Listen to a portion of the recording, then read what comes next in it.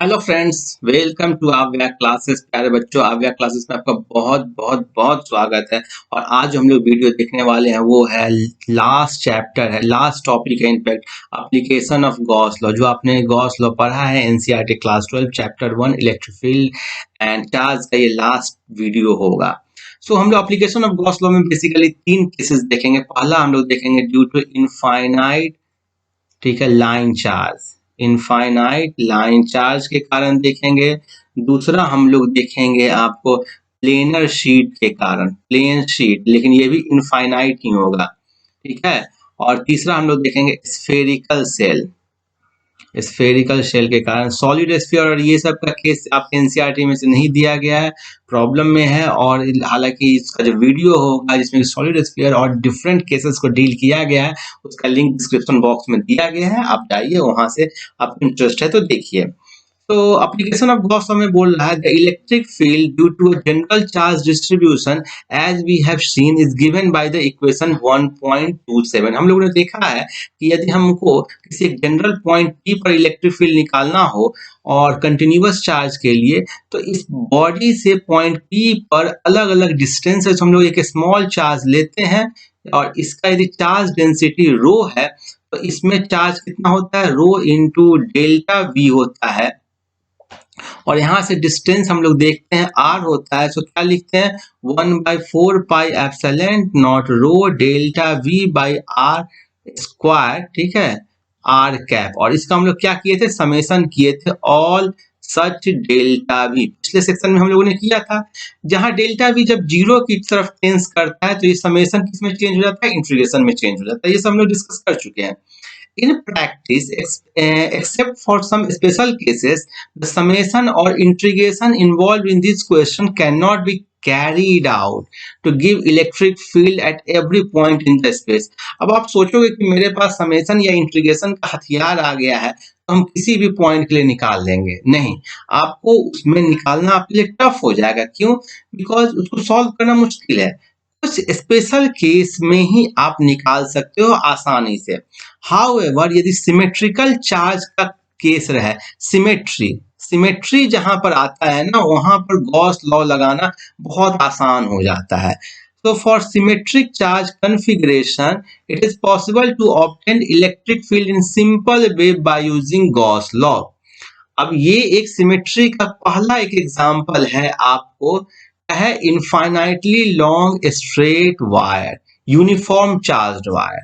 आपने infinitely long length का लिया, यदि इनफाइनाइट लॉन्ग लेंथ का नहीं लेते तो गॉस लॉ करके निकालना मुश्किल होता है। सो हम लोग देखते हैं इनफाइनाइट लॉन्ग लेंथ में क्या होगा। तो ये सपोज करो कि इनफाइनाइटली लॉन्ग लेंथ का वायर है जिसका कि आपको लीनियर चार्ज डेंसिटी लैम्डा है। अब ये ऐसे समझो कि एक रॉड है, लंबा सा रॉड है जिसका बहुत लंबा है, और उसका लीनियर, उस पर जो charge per unit length, means कि एक लेंथ में जो चार्ज है वो लैम्डा है। क्लियर है? अब बोलोगे कि इनफाइनाइटली लॉन्ग जो रॉड है वो तो इन प्रैक्टिस होता नहीं है, तो क्या ये फॉर्मूला कभी वैलिड नहीं होगा? नहीं, ये फॉर्मूला वैलिड होगा यदि लॉन्ग आपको रॉड हो और उसके पास में निकालना हो। सो ये डिस्टेंस की तुलना में, ये डिस्टेंस की तुलना में ये लेंथ क्या होना चाहिए, इनफाइनाइट होना चाहिए या बहुत बड़ा होना चाहिए। मीन्स यदि r डिस्टेंस है और l इसका लेंथ है, सो r से जो r ना l से बहुत छोटा होगा, तो जो फॉर्मूला हम लोग निकाल रहे हैं वो वैलिड हो जाएगा। क्लियर है? तो देखो लिखा गया है, consider a infinitely long thin straight wire with uniform linear charge density lambda, the wire is obvious an axis of symmetry। अब यहां से एक वेक्टर ले रहे हो O से लेकर के पॉइंट P तक r रेडियस का, और इसको रोटेट कर दो। रोटेट कर दोगे तो क्या बन जाएगा, सर्किल बन जाएगा, ठीक है। और इस सर्किल पर आप यदि पॉइंट ले लिए, P डैश ले लिए, P डबल डैश ले लिए, ठीक है, P ले लिए, तो ये जो तीनों पॉइंट है ना, इस रॉड के रिस्पेक्ट में इक्विवेलेंट है। रॉड को ये नहीं मालूम है कि ये लेफ्ट है कि ये राइट है कि ये सेंटर में उसको कोई फर्क नहीं पड़ रहा है। मीन्स कि ये तीनों पॉइंट इसके लिए इक्विवेलेंट हो गए और इसका मतलब क्या हो गया कि electric field must have the same magnitude at this point. Symmetry का कंडीशन आ गया। So the direction of electric field at every point must be radially outward. Radial होगा, क्यों रेडियल होगा? क्योंकि आप सपोज करो कि यहाँ पर से पहले तो आप समझ जाओ कि एक मैं चीज दिखाता हूं कि P को आप यहाँ पर लो, यहाँ पर लो, यहाँ पर लो, इससे कोई अंतर नहीं हो रहा। ऊपर लो, नीचे लो, उससे कोई अंतर नहीं आएगा क्योंकि ये इनफाइनाइटली लॉन्ग है। ठीक है। सो आप एक चीज सोच सकते हो, जब यहां से कोई अंतर नहीं आएगा इसका मतलब इलेक्ट्रिक फील्ड हर एक पॉइंट पर क्या होगा? रेडियली आउटवर्ड होगा। यदि इससे अंतर आता तब आप बोलते कि एक कंपोनेंट इलेक्ट्रिक फील्ड का इधर भी हो सकता है, लेकिन आपके हाइट बढ़ने से ये फील्ड के सेंटर पे है, क्योंकि इनफाइनाइट लेंथ का है ना, तो कहीं पर उससे कोई अंतर नहीं आ रहा। इस चीज को हम लोग यहां से भी देख सकते हैं कि यहाँ पर पॉइंट P के लिए आप दो लो, P1 लो और P2 लो। तो सपोज करो कि ये पॉजिटिव चार्ज हो, क्या हो? पॉजिटिव चार्ज में आपको क्या होता है, यहाँ पर जो चार्ज होगा ना उसके लिए ये रेडियली आउटवर्ड होगा इलेक्ट्रिक फील्ड। यहाँ पर वाले नीचे वाले चार्ज के लिए ये रेडियली आउटवर्ड होगा इलेक्ट्रिक फील्ड। और इन दोनों का लेंथ यदि सेम लोगे तो इस दोनों में जो चार्ज होंगे वो भी सेम होंगे। तो ये जो मैग्नीट्यूड होगा इलेक्ट्रिक फील्ड का E1 और E2, ये E2 हो गया, ये E1, ये दोनों का मैग्नीट्यूड सेम होगा।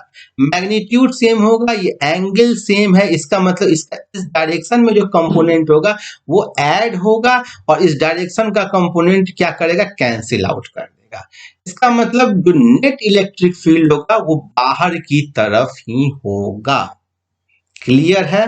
यही सारी बातें आपको यहाँ पर कही गई हैं। So the component normal to the radial field get cancelled. This is true for all such pairs. ऐसे जितने भी आप पॉइंट लोगे हर एक पॉइंट के लिए दो दो पेयर बन जाएंगे। यहाँ पर लोगे तो ये दो पेयर बन गया, यहाँ पर लोगे तो ये दो पेयर बन जाएगा। सो ऊपर वाला के रिस्पेक्ट में, ऊपर वाले के रिस्पेक्ट में कोई पॉइंट के लिए रहेगा, उसके क्रॉसपॉन्डिंग नीचे में भी कोई पॉइंट एक मिलेगा जो कि उसके नॉर्मल कंपोनेंट को कैंसिल आउट कर देगा। So total field at any point P is in the radial direction, and finally since the wire is infinite, electric field does not depend on the position of P along the length of wire। इसके बारे में हम लोग चर्चा कर चुके हैं। अब कैसे कैलकुलेट करोगे? क्या करो कि कोई भी L लेंथ का आप वायर लो, उसके अक्रॉस एक गॉसियन सरफेस बना दो सिलेंडर के फॉर्म में। तो ये गॉसियन सरफेस बना दिया। हम लोग एक चीज पर तो सबका सर्वमत हो गया है कि भाई electric field radially outward direction में है। ये क्लियर है? अब यदि आप ये वाला सरफेस लोगे, गॉसियन सरफेस, तो इसमें एरिया वेक्टर ऊपर की तरफ है, इलेक्ट्रिक फील्ड इस तरफ है। एंगल कितना हो गया? 90 डिग्री, जीरो हो गया फ्लक्स। ये वाला लोगे वैसे ही एरिया वेक्टर नीचे, इलेक्ट्रिक फील्ड इधर, सरफेस पर इधर। सो क्लियरली यहाँ भी एंगल 90 डिग्री, जीरो हो गया। तो electric flux is only due to this curved surface. ठीक है। अब यहां पर सपोज करो कि इलेक्ट्रिक फील्ड का वैल्यू E है, तो फ्लक्स कितना होता है? फाई होता है E डॉट डेल्टा S, जहां डेल्टा S क्या होता है? Area vector. सो आपको ये जो सरफेस है, ये जो कर्व्ड सरफेस है, कर्व्ड सरफेस का, ये वाले कर्व्ड सरफेस का, ये वाले कर्व्ड सरफेस का एरिया निकालना है। एरिया कैसे निकालोगे? देखो आप ऐसे समझो कि एक ऐसा रिंग है, उसको नीचे में हम लोगों ने L लेंथ तक ड्रैग कर दिया, तो मेरा यही कर्व सरफेस बन गया। ठीक है। यही बला, इसको ऊपर में लिए रिंग और उसको घसीट करके नीचे ले आए, तो ये लेंथ होता है 2 पाई आर। 2 पाई आर को आपने कितने लेंथ से नीचे ड्रैग किया? एल लेंथ से, तो एरिया कितना हो गया curve area 2 pi r into l. अब इस 2 पाई आर एल में कितना चार्ज है, यही चार्ज है। तो यदि एक लेंथ में है लैम्डा चार्ज, तो एल लेंथ में चार्ज कितना होगा लैम्डा इंटू एल। सो आप बोलोगे कि फ्लक्स हो गया ई, और देखो इलेक्ट्रिक फील्ड भी रेडियली आउटवर्ड है, एरिया वेक्टर भी रेडियली आउटवर्ड है, तो थीटा का वैल्यू 0 हो गया। सो ई डॉट डीएस हो गया ई इंटू डीएस कितना हो गया 2 pi R L into cos 0 is equal to 1 is equal to Q enclose, जो इनक्लोज चार्ज इसके अंदर में है वो लैम्डा इंटू एल है बाई एप्सिलॉन नॉट। सो यहां से आ जाएगा E is equal to lambda by 2 pi epsilon naught R. यही आपको निकाला गया है और यही कंसेप्ट है इसमें।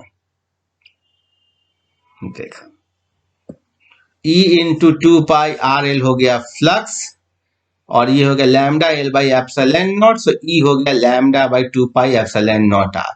अब वेक्टर फॉर्म में कैसे लिखोगे, E vector is equal to lambda by 2 pi epsilon naught R into N cap, जहाँ एन कैप इस डायरेक्शन में होगा, where N cap is the radial unit vector. देखो रेडियल वर्ड यूज हुआ ना, radial unit vector in a plane normal to the wire passing through the point. E is directed outward if lambda is positive and inward if lambda is negative. Clear है? आगे बढ़ते हैं। अब उसके बाद एक कंसेप्ट दे रहा है कि यदि वेक्टर ए के बारे में बात करें हम लोग, जैसे कोई वेक्टर ए है, तो इसका दो कंपोनेंट होता है, एक ए इसका मैग्नीट्यूड हो गया और एक ए कैप हो गया यूनिट वेक्टर। तो यदि वेक्टर ए का मैग्नीट्यूड लोगे तो आप ए होगा। क्लियर है? सो यदि पॉजिटिव वैल्यू आया, यदि पॉजिटिव वैल्यू आया तो A vector is in the direction of A cap. जैसे समझो कि मैं बोलता हूं A vector is equal to 3i बोलूं, मीन्स कि ए वेक्टर का मैग्नीट्यूड 3 है और वो एक्स एक्सिस के अलोंग है। लेकिन मैं बोलूं कि A vector is equal to -3i, इसका मतलब क्या है कि ए वेक्टर का मैग्नीट्यूड 3 है, अभी भी मैग्नीट्यूड 3 ही है और डायरेक्शन बस -x हो गया है। ठीक है, सो यही चीज यहाँ पर लिखी है, the direction of vector A will be same as that of the unit vector A if A is greater, if magnitude is greater than 0, और अपोजिट हो जाएगा यदि मैग्नीट्यूड लेस देन 0 हो जाएगा। अब मैं किसी वेक्टर को यदि नॉन निगेटिव वैल्यू में रिस्ट्रिक्ट करना चाहूँ, ठीक है, कि वो नॉन निगेटिव वैल्यू नहीं हो, तो आपको मॉड ऑपरेटर का यूज करना होगा और बोलना होगा क्या, modulus of A. So modulus आप लोग देख चुके हो कि मॉड किसी का क्या होता है, हमेशा पॉजिटिव होता है। तो उसके बाद वही सारी बातें कहीं कहीं हम लोग डिस्कस कर चुके हैं कि देखो केवल जो charge enclosed in the surface था ना, ये गॉसियन सरफेस में जो चार्ज इनक्लोज था, केवल उसी को आप चार्ज क्यू इनक्लोज्ड में राइट हैंड साइड में यूज किया गया। लेकिन इस पॉइंट पर जो इलेक्ट्रिक फील्ड जो कैलकुलेट हुआ ना, ये पूरे रॉड के कारण हुआ। ये गॉस लॉ के कंसेप्ट हम लोग देख चुके हैं। सो इंटायर वायर के कारण हुआ। Further the assumption that the wire is infinitely long is crucial, ये इंपॉर्टेंट है कि इनफाइनाइटली लॉन्ग वायर होना चाहिए। Without this assumption we can not take E to be normal to the curved part of cylindrical Gaussian surface. तो यदि infinite नहीं होगा तब कैसे निकालोगे? ठीक है, तो उसके लिए जो लिंक है वो डिस्क्रिप्शन बॉक्स में दिया गया है। क्लियर है? However, equation 1.32 is approximately true for electric field around the central portion of a long wire where the end effects may be ignored. यदि central portion कोई long wire लोगे ना, तो उसके central portion में ये फॉर्मूला अप्लाई किया जा सकता है जहां पर end effect जो है वो इग्नोर हो रहा है। So देख लेते हैं field due to uniformly charge plane sheet. देखो यदि ये कोई एक प्लेन शीट है जो यूनिफॉर्मली चार्ज है, जिसका आपको सरफेस चार्ज डेंसिटी, वहां पर लेंथ था तो क्या हो गया, लाइन चार्ज डेंसिटी, यहाँ पर क्या होगा, सरफेस चार्ज डेंसिटी क्या है, सिग्मा है। तो ये आपको वाई जेड प्लेन में, देखो ये आपको वाई एक्सिस है, ये आपको जेड एक्सिस है, और जो एक्स एक्सिस है ना वो इसके लॉन्ग है। सो ये जो प्लेन है ना, ये जो चार्ज शीट है, ये वाई जेड में रखा गया है और इनफाइनाइटली लॉन्ग लेंथ का है, बहुत बड़ा है। ये आपको दिखाने के लिए छोटा दिखाया गया है, लेकिन इनफाइनाइटली लंबा चौड़ा है। तो क्लियरली कोई भी इलेक्ट्रिक फील्ड का कंपोनेंट ना तो y के अलोंग होगा ना z के अलोंग होगा। क्यों? क्योंकि ये इनफाइनाइटली लॉन्ग है। ठीक है, तो सिमेट्री से इलेक्ट्रिक फील्ड का कंपोनेंट केवल x एक्सिस के अलोंग होगा। अगेन यहाँ पर होगा, यहाँ पर होगा, यहाँ पर होगा, ये सब इमेटेरियल हो जाएगा। आप किसी भी पॉइंट पर लोगे क्या होगा, रेडियली आउटवर्ड। क्लियर है? वैसे ही यदि इस डायरेक्शन में बात करोगे तो पॉजिटिव चार्ज आगे वाले के लिए इधर है और इधर के लिए क्या होगा, इस डायरेक्शन में होगा। तो अब इसमें गॉसियन सरफेस कैसे बनाएंगे? तो Gaussian surface should be a rectangular parallelepiped cross sectional area A as shown in the figure. अब क्यों लिए ऐसा? क्योंकि मैंने बताया कि जो इलेक्ट्रिक फील्ड है वो अलोंग जेड एक्सिस नहीं होगा, वाई एक्सिस नहीं होगा। इलेक्ट्रिक फील्ड केवल और केवल आपको अलोंग एक्स एक्सिस होगा। मीन्स कि इस तरफ इलेक्ट्रिक फील्ड होगा और इस तरफ इलेक्ट्रिक फील्ड होगा। अगेन इलेक्ट्रिक फील्ड ऐसा, क्योंकि ये इनफाइनाइट शीट है अलोंग वाई जेड एक्सिस, तो आप ये नहीं बोलोगे कि यहाँ पर यहाँ पर यहाँ पर हर जगह इलेक्ट्रिक फील्ड का वैल्यू अलग अलग होगा। इससे कोई फर्क नहीं पड़ रहा है। सो आप क्या करोगे कि, और दूसरी बात कि आपके मन में एक चीज आ सकता है कि इलेक्ट्रिक फील्ड एक्स डिस्टेंस पर डिपेंड करेगा, एक्स पर डिपेंड करेगा। सो एक्स लेंथ, इधर राइट साइड का पैरेलल पाइप, ऐसा पैरेलल पाइप लेंगे जिसका लेंथ 2x हो, एक्स लेंथ दाहिने साइड में, एक्स लेंथ बाएं साइड में। सो बेसिकली इसका आपको क्या टोटल फ्लक्स निकालना है और टोटल चार्ज इनक्लोज निकालना है। तो टोटल फ्लक्स पहले निकाल, टोटल चार्ज इनक्लोज निकाल लेते हैं। टोटल चार्ज Q इनक्लोज्ड, इतना क्या होगा, यही इनक्लोज्ड ना पैरेलल पाइप के अंदर में है, इतना ही है केवल पार्ट। सो इसका एरिया यदि A है, इस पैरेलल पाइप का एरिया A है, तो इसका भी एरिया A होगा और इसका सरफेस चार्ज डेंसिटी सिग्मा है, तो Q इनक्लोज कितना हो जाएगा, सिग्मा इंटू A। क्लियर है? सेकेंडली आपको फ्लक्स निकालना है, तो टोटल फ्लक्स, इस पर एरिया आपको इसके अलोंग है, electric field along x axis है, तो एंगल हो गया 90 डिग्री। यहाँ पर इलेक्ट्रिक फील्ड आपको एक्स एक्सिस के अलोंग है, एरिया नीचे में है, एंगल 90 डिग्री। इस सरफेस पर एरिया आउटसाइड है, अलोंग वाई एक्सिस के अलोंग है, और इलेक्ट्रिक फील्ड एक्स एक्सिस के अलोंग, फिर जीरो फ्लक्स, इस पर भी फिर जीरो फ्लक्स। सो केवल इफेक्टिवली ये शीट नंबर 2 और ये सरफेस नंबर 1 यही केवल आपको फ्लक्स में कंट्रीब्यूट करेगा।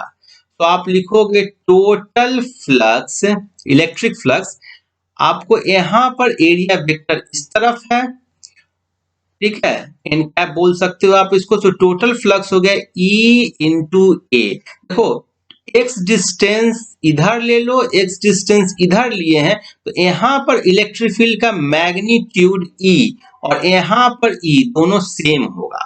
सो E इंटू ए हो गया ये राइट साइड का फ्लक्स, लेफ्ट साइड के लिए भी एरिया वेक्टर ए हो गया, और पॉजिटिव चार्ज का यदि ये शीट होगा तो इधर भी बाएं साइड भी इलेक्ट्रिक फील्ड रेडियली आउटवर्ड ही होगा।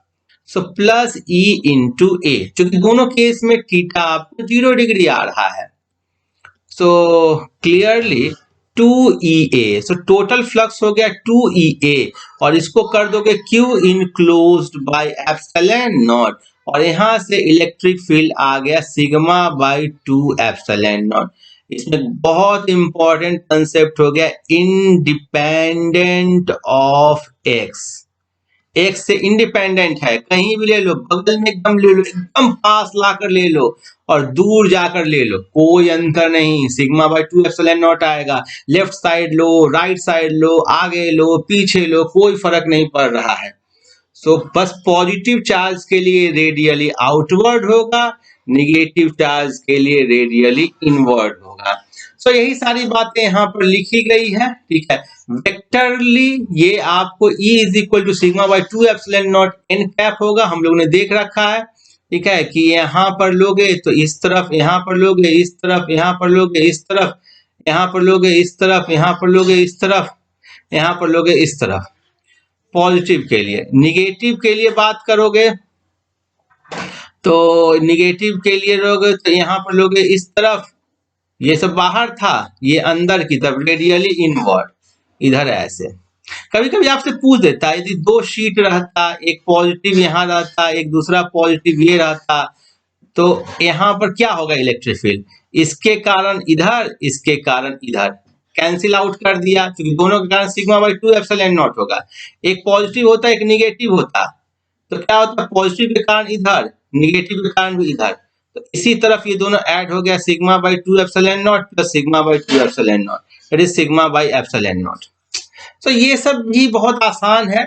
सो वेक्टर के फॉर्म में इसको ऐसे लिखोगे, where n cap is the unit vector normal to the plane and going away from it, क्योंकि पॉजिटिव चार्ज है, और टुवार्ड्स द प्लेट होगा यदि सिग्मा का वैल्यू निगेटिव होगा, निगेटिव चार्ज के लिए टुवार्ड्स होगा, इसे हम लोग देख चुके हैं।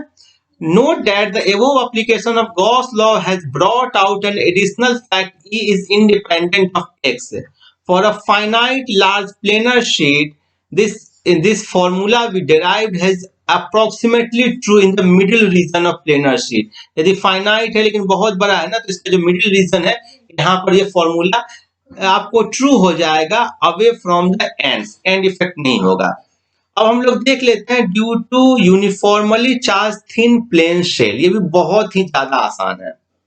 हम लोग देख रहे हैं field due to uniformly charge thin spherical shell. अब थिन स्फेरिकल सेल क्या होता है, आपने कॉस्को के बॉल से क्रिकेट मैच बहुत सारे खेले होंगे, तो ये स्फेरिकल सेल में आपको जो ऊपर वाला सरफेस है ना, वहीं पर केवल मटेरियल होता है, अंदर में क्या होता है, हॉलो होता है, अंदर से खाली होता है। प्लास्टिक का भी बॉल है जो आप देखते हो खेलते हो, तो वो भी आपको स्फेरिकल शेल हो गया। सॉलिड स्फीयर रहेगा, उसके अंदर में भी भरा होगा, ठीक है, लाइक जैसे कि जो क्रिकेट मैच वाला जो बॉल होता है ना, ठीक है, वो आपको सॉलिड स्फीयर हो गया।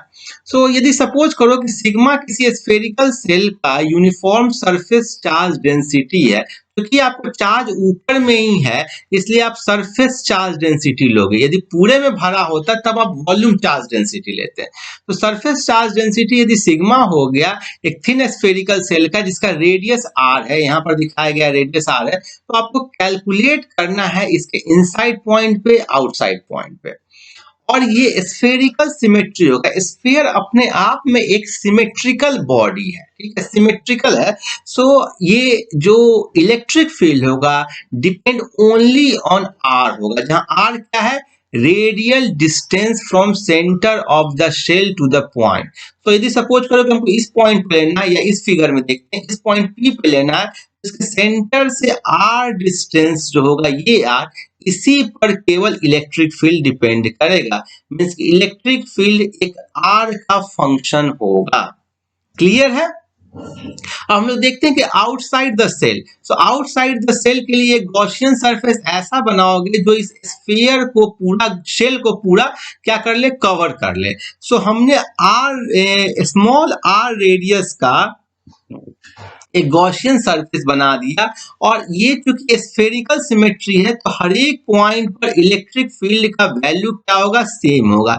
लेट्स से कि उसका मैग्नीट्यूड E है, तो आप यदि फ्लक्स निकालोगे तो यहाँ पर जो इलेक्ट्रिक फील्ड लाइंस होगी वो ऐसे होगी, यहाँ पर ऐसे होगी, यहाँ पर ऐसे होगी। यदि पॉजिटिव चार्ज है तो रेडियली आउटवर्ड हो रही है।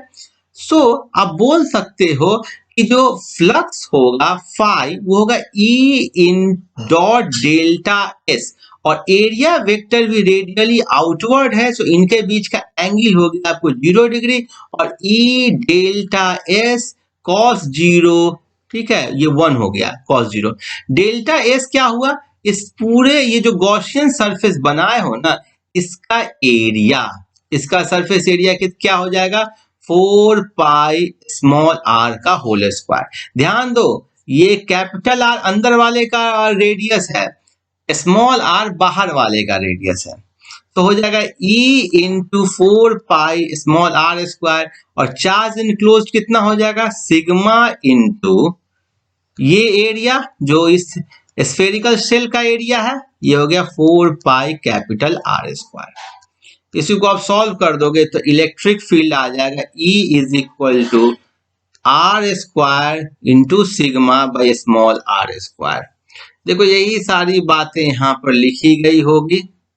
और देखो यदि सपोज करो कि इस पर कभी बोल देता है कि टोटल चार्ज यदि Q है, टोटल चार्ज Q है तो Q इनक्लोज कितना हो जाता है, E into 4πR² is equal to Q by epsilon naught, और तब E हो जाता 1/4πε0 Q बाई R²। ये एक इंपॉर्टेंट फॉर्मूला आ गया जो हम लोगों ने electric field due two point charge देखा था। इसका मतलब ये हुआ कि आउटसाइड शेल ये एक ऐसा ट्रीट होगा जैसे कोई पॉइंट चार्ज Q आपको सेंटर पे रख दिया गया है। मीन्स किसी सेल को यदि चार्ज तुम Q दिए और आउटसाइड पॉइंट पर इलेक्ट्रिक फील्ड किसी पॉइंट पर निकालना चाहो तो ये मानो कि ये पूरे चार्ज को तुमने सेंटर पे डाल दिया और वहां से आप डिस्टेंस R ले लो और रेडियली आउटवर्ड हो जाएगा। क्लियर है? सो आई थिंक समझ गए होगे। ठीक है, डायरेक्शन में ऑलरेडी बता चुका हूँ, radially outward for positive charge और इनवर्ड फॉर नेगेटिव चार्ज। ठीक है, सो यही सब लिखा गया। Thus for the point outside the shell the field due to uniformly charge shell as if the entire charge of cell is concentrated at the center. A field inside the cell, inside the cell निकालने के लिए आप Gaussian surface अंदर में बना दोगे। So small r radius का एक गॉसियन सरफेस बनाओगे जहां स्मॉल r जो है वो आपको कैपिटल R से छोटा है, और इस केस में कितना चार्ज इस सरफेस के अंदर में है, नील बटा सन्नाटा। सो जीरो चार्ज है इसके अंदर में। सो Q इनक्लोज्ड हो गया आपको 0, और यहां से हो जाएगा E dot delta S is equal to 0 और electric field 0। So inside the sphere the charge is equal to 0 and so the field is also equal to 0. Thus the field due to uniformly charged thin shell is 0 at all points inside the cell. This important result is a direct consequence of Gauss law which follows from the Coulomb's law. The experimental verification of this result confirms the 1/r² dependence on the Coulomb's law. अब एक इस पर problem है, example number 1.13, वो देख लेते हैं last. An early model of the atom considered to have a positively charged point nucleus of radius of charge Ze. So पहले का जो अर्ली मॉडल था एटॉम का, उसमें कहा गया था कि न्यूक्लियस पे एक पॉजिटिव चार्ज है ऑफ मैग्नीट्यूड Ze। ठीक है, जहाँ E कितना हो गया 1.6 इंटू 10⁻⁻19 कूलम, और Z क्या हो गया उसका एटॉमिक नंबर। तो जैसे सपोज करो कि किसी का एटॉमिक नंबर 11 है तो उसके आपको सेंटर पे 11 इंटू 1.6 इंटू 10⁻19 कूलम है। Surrounded by a uniform density of negative charge up to a radius r, और एक r रेडियस के आपको नेगेटिव चार्ज से सराउंडेड है। The atom as a whole is neutral. देखो ये सब जगह इलेक्ट्रॉन्स के चारों तरफ फैला हुआ है। सो आप सॉलिड स्फीयर टाइप का इसको समझोगे, स्फेरिकल शेल नहीं है, सॉलिड स्फीयर। सो यहाँ पर वॉल्यूम चार्ज डेंसिटी पिक्चर में आएगा। For this model, what is the electric field at the distance r from the nucleus? Distance r from the nucleus पे निकालना है। सो अगेन बच्चों कौन कौन सा केस बनेगा, दो केस बनेगा, इनसाइड और आउटसाइड।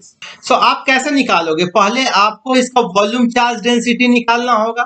सो आपको मालूम है कि टोटल पॉजिटिव चार्ज है Ze, वैसे ही टोटल नेगेटिव चार्ज है -Ze, और -Ze चार्ज पूरे स्फीयर के वॉल्यूम के अंदर में है। मीन्स कि आप समझ जाओ कि स्फीयर के अंदर ठूस ठूस करके नेगेटिव चार्ज को भरा गया है। सो आप बोलोगे total charge, volume charge density क्या होता है, total charge by total volume. So total charge कितना हो गया -Ze, नेगेटिव चार्ज है इसलिए -Ze लिखा, और वॉल्यूम कितना हो जाएगा 4/3 पाई आर क्यू। आर क्या है? कैपिटल आर रेडियस है। तो यहां से आ गया रो का वैल्यू। क्लियर है? अब आपको इनसाइड पॉइंट और आउटसाइड पॉइंट लेना है।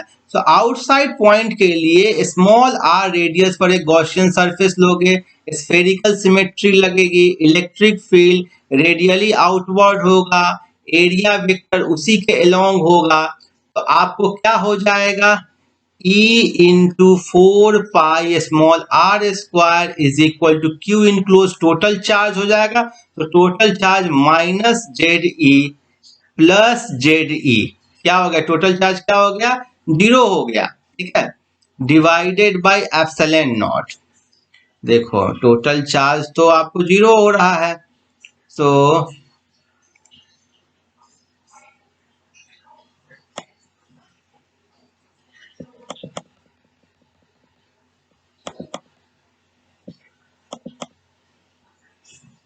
तो आप देखो कि टोटल चार्ज 0 होने के कारण इलेक्ट्रिक फील्ड आउटसाइड में कितना आ रहा है? 0 आ रहा है।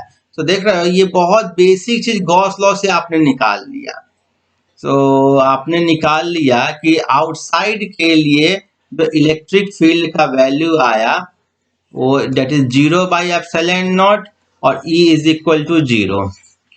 अब हम लोग इनसाइड के लिए देखते हैं। तो इनसाइड के लिए आपको सपोज करो यहाँ पर पॉजिटिव चार्ज है और ये एक आर रेडियस लिया। तो आर रेडियस पे जो टोटल जो चार्ज होगा, पॉजिटिव चार्ज तो हो गया पूरा, पॉजिटिव चार्ज कितना हो गया? जेड ई। निगेटिव चार्ज कितना होगा? आर रेडियस में। तो आप ऐसे समझो कि volume charge density rho into 4/3 pi small r cube, ये है एक वॉल्यूम में चार्ज, और ये जो गॉसियन सरफेस बना है इसका वॉल्यूम हो गया ये। सो इसका वैल्यू डाल दोगे तो ये हो जाएगा minus Z E by 4/3 pi capital R cube into 4/3 pi small r cube. That is ये हो गया आपको, देखो बहुत आसानी से निकल रहा है, कोई इसमें दिक्कत नहीं है। तो ये हो गया minus Z E R cube by R Q, ये हो गया आपको निगेटिव चार्ज, और पॉजिटिव चार्ज हो गया plus Z E. So net charge कितना हो गया? Z E 1 minus R cube by R cube, ये निकल गया चार्ज। और गॉस लॉ से इलेक्ट्रिक फील्ड आप जानते हो, ई निकालना है और 4 पाई आर स्क्वायर हो जाएगा आपको ये area vector is equal to Z E 1 minus R cube by capital R cube by epsilon naught. इसी को आप सॉल्व कर दोगे तो आपको निकल जाएगा इलेक्ट्रिक फील्ड का वैल्यू। देखो यही किया गया होगा। सो इलेक्ट्रिक फील्ड का वैल्यू आया, देखो आ गया ना, यही इलेक्ट्रिक फील्ड का वैल्यू यही आया, E R is equal to 1/4 pi epsilon naught और R square Z E 1 minus R cube by R cube, और यहां पर से इसको यदि अंदर ले जाओगे तो क्या हो जाएगा? 1/4 pi epsilon naught Z E 1 by are square minus R by R cube for R less than capital R. अब at R is equal to capital R पे क्या होगा? इस गॉसियन सरफेस पर पॉजिटिव चार्ज निगेटिव चार्ज एक दूसरे को cancel कर देगा, प्लस जेडी माइनस जेडी के, तो ये कितना हो जाएगा? आपको 0 के इक्वल हो जाएगा। और इस फॉर्मूला से भी डालोगे तब भी आपको 0 के इक्वल हो जाएगा। सो यही लिखा गया है, आर ग्रेटर देन आर के लिए भी निकाल दिया गया, at R is equal to R के लिए भी निकाल दिया गया, लेस देन के लिए भी निकाल दिया गया। तो बेसिकली हम लोग स्फेरिकल सेल के साथ सॉलिड स्फीयर का भी केस देख लिए, ठीक है। सो आई थिंक, और ऑन सिमेट्री ऑपरेशन ये भी बहुत आसान दिया गया है, आपको कुछ भी डाउट नहीं तो मुझसे कमेंट करके पूछिएगा, ठीक है। सो आई एम श्योर आपको वीडियो बहुत अच्छा लगा होगा, इसमें कोई डाउट नहीं होगा। और इसके बाद हम लोग एनसीईआरटी क्लास 12 चैप्टर 2 भी करेंगे और क्लास 11 का भी स्टार्ट करेंगे। सो इस चैनल के साथ बने रहिए, यदि इस वीडियो को ज्यादा से ज्यादा लाइक करें, शेयर करें। Keep watching, happy learning, thank you.